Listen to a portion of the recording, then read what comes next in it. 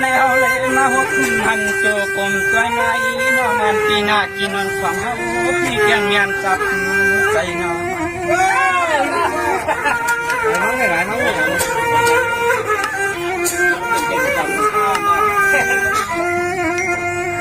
ยิงยามเมื่อของน้องไปวัดในเกี่ยวก้อยเกี่ยวลามในคำน้องมาก็ยังน้องไปนอยุ่งลอยก็เป็นน้องเอือบเดียวเป็นขอการ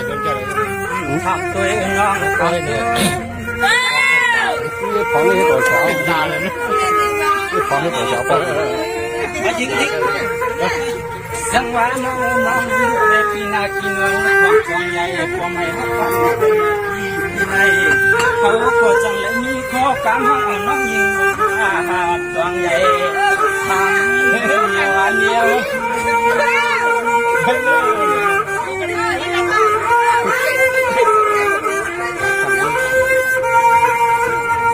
ไว้หากับฟัง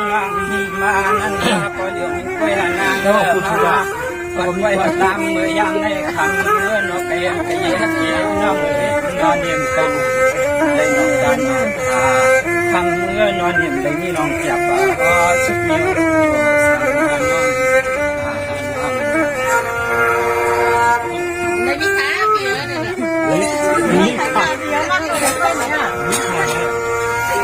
สังเกตน้องปีมาเพียงในควาย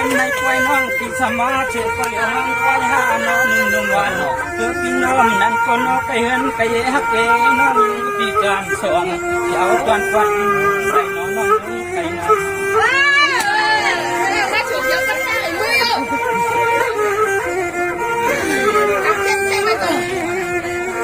ยิงพังสุนังไปยังมานั้นก็คือที่เนื้อเลือดกาหนังก็เหมือนที่เขาแก่มาก็มาก็เลี้ยวนึงไปเนาะยุ่มลอยเนาะไก่เห็นไก่แย่ฮักไก่น้องพี่นางมีก็เลยไปคิด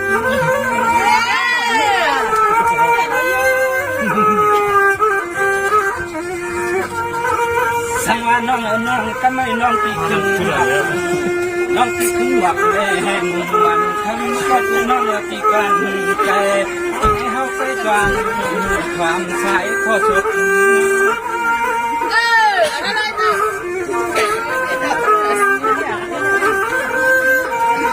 เขาเทียเขาเด็กเขาบางเมื่อทุกวันน้องเป็นทำเมื่ออย่าหยอกเอาเยาลูกฟังเยา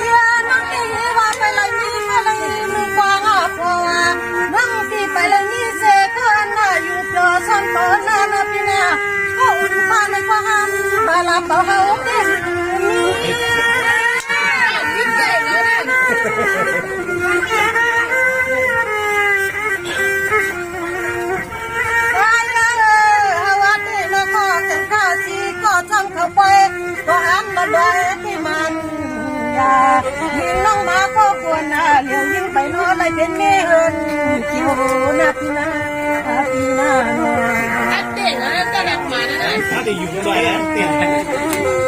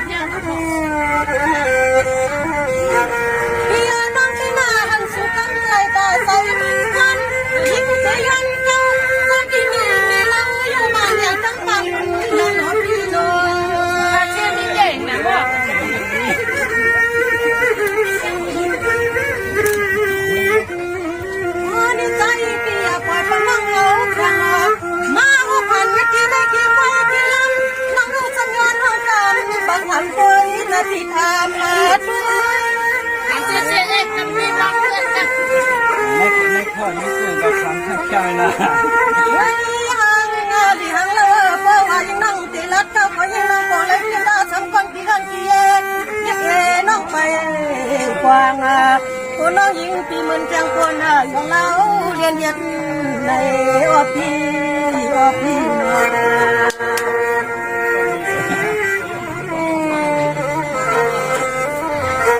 liên việt kia con tí cho học sẽ tăng nhau nào sai lâu cô ăn học xong cho bạn nhau ô pi con thì xóm nhau con hay nộp đi nộp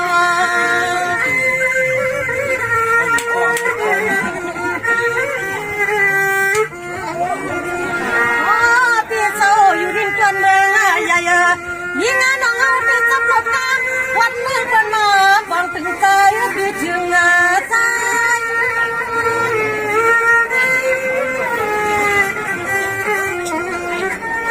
นั่งเป้าว่าตายพี่เอาแฟนคนจังผู้เมืองนั่งสาวที่เป็นเมืองงามมาพันฟังรอดสงสัยพี่เอาย้ำยินพี่ว่า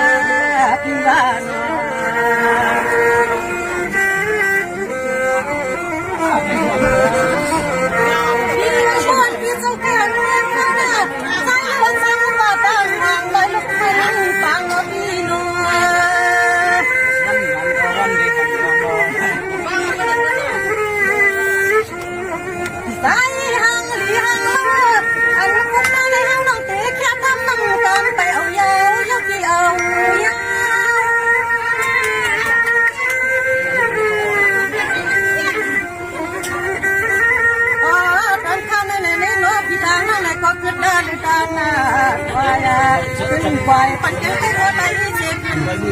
ารเลี้ยวกัน